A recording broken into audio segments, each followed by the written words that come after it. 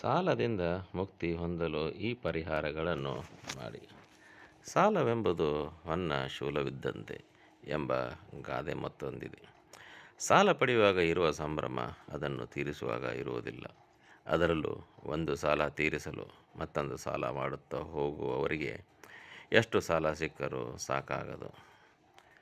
ಸಾಲ ತೆಗೆದುಕೊಂಡಾಗ ಹೀಗೆ ಮಾಡಿದರೆ ಶೀಘ್ರದಲ್ಲಿ ಸಾಲದಿಂದ ಮುಕ್ತರಾಗುವಿರಿ. ಮೊದಲನೇದು, ಸೂರ್ಯದೇವರ ಆರಾಧನೆ. ಪ್ರತಿನಿತ್ಯ ಸೂರ್ಯದೇವರನ್ನು ಆರಾಧಿಸಿದರೆ ಸಾಲದ ಸುಳಿ ಸೇರಿದಂತೆ ಜೀವನದಲ್ಲಿ ಹಲವಾರು ಸಮಸ್ಯೆಗಳಿಂದ ಮುಕ್ತಿ ಪಡೆಯಬಹುದು. ಸೂರ್ಯ ಆತ್ಮ, ಗೌರವ ಹಾಗೂ ಶಕ್ತಿಯ ಸಂಕೇತವಾಗಿದ್ದು, ಆತನ ಆರಾಧನೆಯಿಂದ ಖಂಡಿತವಾಗಿಯೂ ಉತ್ತಮ ಪರಿಣಾಮಗಳನ್ನು ಕಾಣಬಹುದು.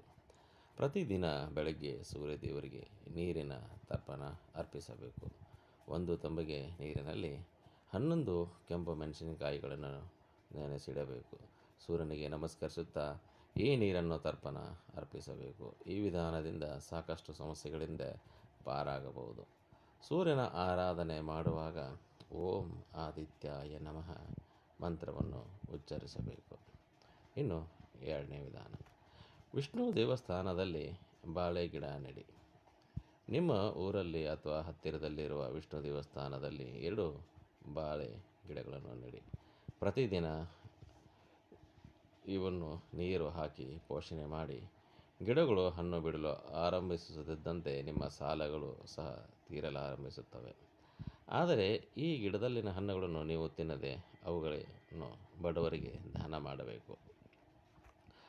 ಮತ್ತು ಮೂರನೆಯದು, ಇವಾಗ ಸೂಕ್ತವಾದ ನವರತ್ನ ಧಾರಣೆ ಮಾಡಿ. ದುರ್ಲಭ ಗ್ರಹಗತಿಯು ಕಾರಣದಿಂದ ಸಹ ಸಾಲದ ಹೊರೆ ಹೆಚ್ಚಾಗುತ್ತದೆ. ಈ ಸಮಸ್ಯೆ ನಿವಾರಣೆಗೆ ನಿಮಗೆ ಸೂಕ್ತವಾದ ನವರತ್ನವನ್ನು ಧರಿಸಬೇಕಾಗುತ್ತದೆ. ಜ್ಯೋತಿಷಿಗಳ ಬಳಿ ನಿಮ್ಮ ಜನ್ಮ ಕುಂಡಲಿ ತೋರಿಸಿ ಅದಕ್ಕೆ ಅನುಗುಣವಾದ ರತ್ನ ಧಾರಣೆಯನ್ನು ಮಾಡಬಹುದು. ನವರತ್ನ ಧಾರಣೆ ಮಾಡಿದ ನಂತರ ಬಹಳ ಬೇಗನೆ ಅಡೆತಡೆಗಳು ನಿವಾರಣೆಯಾಗಿ ಅದೃಷ್ಟ ನಿಮ್ಮತ್ತ ಬರುವುದನ್ನು ನೀವು ಕಾಣಬಹುದು. 4ನೇ ವಿಧಾನ, ಶ್ರೀ ಸೂಕ್ತವನ್ನು ಭಜನೆ ಮಾಡಿ. ಶುಕ್ಲ ಪಕ್ಷದ ಗುರುವಾರಗಳಂದು ಬೆಳಗ್ಗೆ 12 ಗಂಟೆಗೆ ಶ್ರೀ ಸೂಕ್ತವನ್ನು ಭಜಿಸಬೇಕು. ಇದನ್ನು ಮಾಡುವಾಗ ಹಣೆಗೆ ಚಂದನ ಹಾಗೂ ಕೇಸರಿ ತಿಲಕ ಇಟ್ಟುಕೊಳ್ಳಬೇಕು. ಸಾಲದ ಸಮಸ್ಯೆ ನಿವಾರಣೆಗೆ ಈ ಸ್ತೋತ್ರ ಪರಿಣಾಮಕಾರಿಯಾಗಿದೆ. 5ನೇದು, ಕಪ್ಪು ನಾಯಿಗೆ ಊಟ ಹಾಕಿ. ಪ್ರತಿ ಶನಿವಾರ ಕಪ್ಪು ಬಣ್ಣದ ನಾಯಿಗೆ ಎಣ್ಣೆ ಸವರಿ ಚಪಾತಿಯನ್ನು ತಿನ್ನಿಸಬೇಕು. ಜೊತೆಗೆ ಒಂದು ತೆಂಗಿನಕಾಯಿಯಲ್ಲಿ ಬೆಲ್ಲ ತುಂಬಿಸಿ ಅದನ್ನು ಆಲದ ಮರದ ಕೆಳಗೆ ಹುಗಿಯಬೇಕು. ಇದರಿಂದ ಕೂಡ ಸಾಲದ ಶೂಲ ನಿಧಾನವಾಗಿ ಕಡಿಮೆಯಾಗುತ್ತದೆ. ಹಾಗೂ ಸಾಲ ಮರುಪಾವತಿ ಮಾಡುವ ಮುನ್ನ ಹೀಗೆ ಮಾಡಿ. ಮೊದಲನೇದಾಗಿ, ನೀವು ಸಾಲದ ಕಂತನ್ನು ಮಂಗಳವಾರದಿಂದ ಪಾವತಿಸಲು ಪ್ರಾರಂಭಿಸಬೇಕು ಎಂಬುದನ್ನು ನೆನಪಿನಲ್ಲಿಡಿ. ಈಗ ವಿಶೇಷ ಕ್ರಮಗಳ ಬಗ್ಗೆ ಮಾತನಾಡೋಣ. ಸಾಲದ ಮೊದಲ ಕಂತನ್ನು ನೀಡುವ ಮೊದಲು ಮಧ್ಯಾಹ್ನ ಸ್ವಲ್ಪ ಪ್ರಸಾದ, ಶುದ್ಧ ಮಲ್ಲಿಗೆ ಎಣ್ಣೆಯ ದೀಪ, ಶ್ರೀಗಂಧದ ಅಗರಬತ್ತಿಗಳು, ಗುಗ್ಗುಲಗಳು, ಧೂಪ ಮತ್ತು ಹಳದಿ ಹೂವಿನ ಹಾರವನ್ನು ದೇವರಿಗೆ ಅರ್ಪಿಸಿ, ಅಲ್ಲದೆ ಸಾಲದಿಂದ ಶೀಘ್ರ ಮುಕ್ತಿ ನೀಡುವಂತೆ ಮನವಿ ಮಾಡಿದ ಬಳಿಕ ಸಾಲದ ಕಂತನ್ನು ಕಟ್ಟಲು ಪ್ರಾರಂಭ ಮಾಡಿ. ಇದನ್ನು ಮನೆಯಲ್ಲಿ ಸ್ಥಾಪಿಸಿ. ಮನೆಯ ನಿರ್ಮಾಣದ ಅಂತಹ ಶುಭ ಕಾರ್ಯಗಳಿಗೆ ನೀವು ಸಾಲವನ್ನು ತೆಗೆದುಕೊಳ್ಳುತ್ತಿದ್ದರೆ ಖಂಡಿತವಾಗಿಯೂ ಈ ವಿಶೇಷ ಪರಿಹಾರವನ್ನು ಮಾಡಿ. ಮನೆ ನಿರ್ಮಾಣದ ಸಮಯದಲ್ಲಿ ಸರಿಯಾಗಿ ಶಕ್ತಿ ತುಂಬಿದ ಶ್ರೀ ಯಂತ್ರ, ವಾಸ್ತುದೋಷ ನಿವಾರಣಾ ಯಂತ್ರ ಹಾಗೂ ಶ್ರೀಮಂಗಳ ಯಂತ್ರಗಳನ್ನು ಸ್ಥಾಪಿಸಲು ಮನೆಯಲ್ಲಿ ಸ್ನಾನ ನೀಡಬೇಕು. ಇದು ನಿಮಗೆ ಐಶ್ವರ್ಯವನ್ನು ತರುತ್ತದೆ. ನೀವು ಯಾವುದೇ ರೀತಿಯ ಸಾಲದ ಮೊದಲ ಕಂತನ್ನು ಪಾವತಿಸಿದಾಗ ಆ ದಿನ ಭಗವಾನ್ ಹನುಮಂತನ ಹೆಸರಿನಲ್ಲಿ 2 ಬಡವರಿಗೆ ಆಹಾರ ನೀಡಿ. ಇವುಗಳನ್ನು ದಾನ ಮಾಡಿ.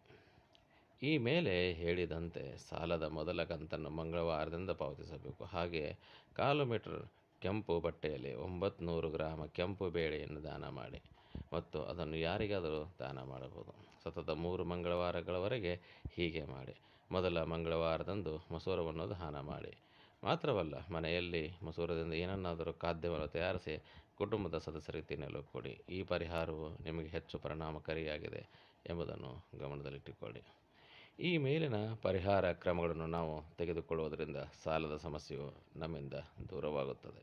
ಅಷ್ಟು ಮಾತ್ರವಲ್ಲ, ಇದು ನಮ್ಮ ಆರ್ಥಿಕ ಸ್ಥಿತಿಯನ್ನು ಕೂಡ ಸದೃಢವಾಗಿಡಲು ಸಹಕರಿಸುತ್ತದೆ. ಅದು ಯಾರೇ ಆಗಲಿ ಸಾಲದ ಸಮಸ್ಯೆಗೆ ಒಳಗಾಗಿದ್ದರೆ ಅಂಥವರು ಈ ಮೇಲಿನ ಪರಿಹಾರ ಕ್ರಮಗಳನ್ನು ಮಾಡಿಕೊಳ್ಳಿ. ಋಣಬಾಧೆಯಿಂದ ಅಂದರೆ ಸಾಲದಿಂದ ಬಹುಬೇಗ ಮುಕ್ತಿಯನ್ನು ಪಡೆದುಕೊಳ್ಳಬಹುದು.